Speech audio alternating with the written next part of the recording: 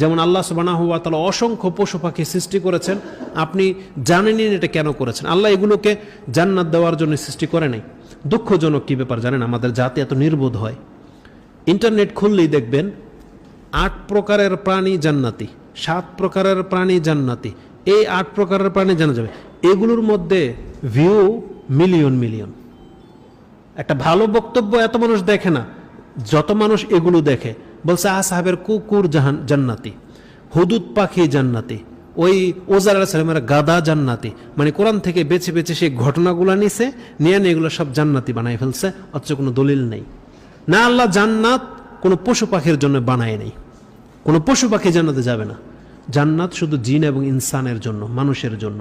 যারা মুসলিম তারা শুধু জান্নাত পাবে। ওখানে কোনো পশু পাখির কথা আল্লাহ সুবহানাহু ওয়া তাআলা এবং রাসূলের হাদিসে উল্লেখ করেননি। এটা মানুষের মন গড়া, মানে বানানো কথাবার্তা।